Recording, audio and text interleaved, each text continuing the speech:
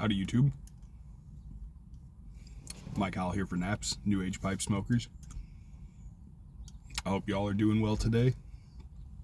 I'm doing pretty awesome. It's been gloomy and cold and gross for the last few days after having some nice spring weather, but the sunshine just broke out again within like the last half hour, and the temperature started rising, and that is pretty nice. I'm smoking some a half and half mixture of the last little bit of Irish flake I had left in a tin and some rustica, which makes a delightful combination.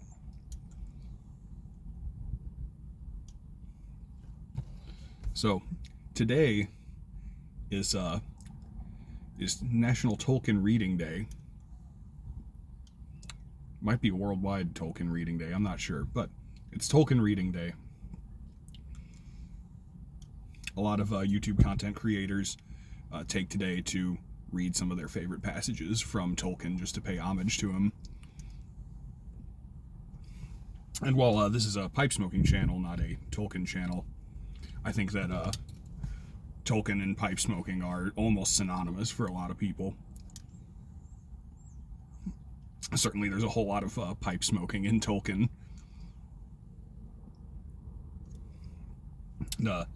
Every year, Tolkien Reading Day has a theme. This year's theme is love and friendship, which is a pretty cool theme, I think. I like love and I like friendship. Those are good things to have in your life. But I wanted to keep it also somewhat involved with pipe smoking, so I found a couple passages in here that I think will cover both. I brought with me one of my most treasured possessions, this lovely deluxe edition of The Lord of the Rings. A former partner bought it for me for my birthday a few years back. It's got big fold-out deluxe maps and all kinds of stuff in here. It's really awesome. Callie, if you happen to be watching this, don't worry. I wrapped it up nice and safe and sound before I took it with me in the car. This is my work vehicle, so things that go in it for too long have a tendency to get destroyed. Anyway, this particular passage is from The Two Towers. Gandalf and King Theoden of Rohan and Aragorn and Legolas and Gimli and a whole bunch of people are coming up to Isengard after fighting a huge battle with a whole bunch of orcs. Legolas and Gimli and Aragorn have run like hundreds of miles over the course of a couple days looking for them, trying to rescue them. And as they're coming up the road to Isengard, this is where we start. The king and all his company sat silent on their horses, marveling, perceiving that the power of Saruman was indeed overthrown, but how they could not guess. And now they turned their eyes towards the archway and the ruined gates. There they saw close beside them a great rubble heap, and suddenly they were aware of two small figures lying on it, at their ease, grey-clad, hardly to be seen among the stones. There were bottles and bowls and platters laid beside them, as if they had just eaten well, and now rested from their labor. One seemed asleep, the other, with crossed legs and arms behind his head, leaned back against a broken rock, and sent from his mouth long wisps and little rings of thin blue smoke. Now, there's a little bit of talk here as Aragorn and Legolas and Gimli especially runs up and just starts giving the hobbits all kinds of shit, like, oh, where have you been? And here we find you just sitting and relaxing and smoking. Where the hell did you get the pipe weed? Everybody laughs and says, ah, ha, ha, ha, like, obviously we're seeing some good friends meet. And Gandalf and the king go off with a bunch of Ents to have a little bit of a council, and then it's a nice meal between a bunch of old friends. Aragorn and Legolas and Gimli sit down with Merry and Pippin and have some bacon and some toast and things like that. When they finish eating, they decide they want to have a smoke, as friends do.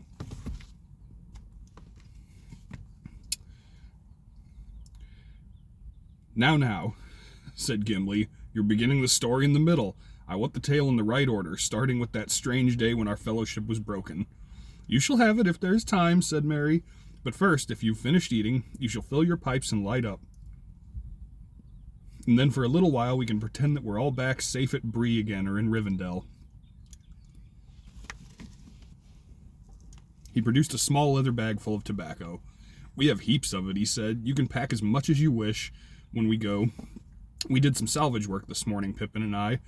There are lots of things floating about. It was Pippin who found 2 small barrels washed up out of some cellar or storehouse, I suppose.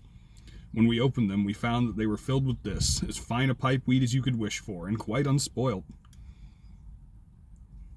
Gimli took some and rubbed it in his palms and sniffed it. It feels good, and it smells good, he said. It is good, said Merry. My dear Gimli, it's Longbottom Leaf. There are the hornblower brand marks on the barrels, as plain as plain. How it came here, I can't imagine. For Saruman's private use, I fancy. I never knew that it went so far abroad, but it comes in handy now. It would, said Gimli, if I had a pipe to go with it. Alas, I lost mine in Moria, or before. Is there no pipe in all of your plunder? No, I'm afraid not, said Merry. We've not found any, even here in the guard rooms. Saruman kept his dainty to himself, it seems. And I don't think it would be of any use knocking on the doors of Orthanc to beg a pipe of him. We shall have to share pipes, as good friends must in a pinch. Half a moment, said Pippin, putting his hand inside of the breast of his jacket and pulling out a little soft wallet on a string. I keep a treasure or two near my skin, as precious as rings to me. Here's one, my old wooden pipe. And here's another, an unused one. I've carried it a long way, though I don't know why. I never really expected to find any pipeweed on my journey when my own ran out. But now it comes in useful after all. He held up a small pipe with a wide flattened bowl and handed it to Gimli. Does that settle the score between us? He said. Settle it, cried Gimli. Most noble hobbit, it leaves me deep in your debt. Well, I am going back into the open air to see what the wind and sky are doing, said Legolas. We will come with you, said Aragorn. They went out and seated themselves upon the piled stones before the gateway. They could see far down into the valley now. The mists were lifting and floating away upon the breeze. Now let us take our ease here for a while, said Aragorn. We will sit on the edge of ruin and talk, as Gandalf says, while he is busy elsewhere. I feel a weariness such as I have seldom felt before. He wrapped his gray cloak about him, hiding his mail shirt, and stretched out his long legs. Then he lay back and sent from his lips a thin stream of smoke. Look, said Pippin, Strider the Ranger has come back. He's never been away, said Aragorn. I am Strider and Dunedain, too. I belong to both Gondor and the North. Bunch of friends smoking a pipe together, and that's how you know you have a true friend. If they're willing to share their pipe with you.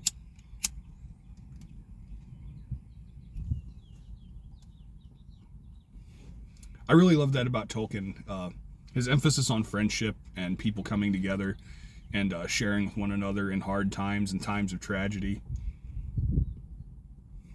And I love how he always makes smoking such a friendly thing. It's just something the characters always do together, and it kind of emphasizes their friendship and their camaraderie with one another.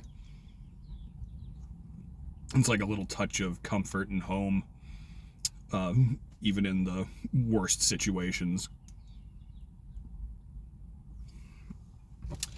But yeah, anywho, happy Tolkien reading day to you all if you enjoy Tolkien. And well, if you don't enjoy Tolkien, you're probably not still watching this video. But if you just happen to be, then thanks.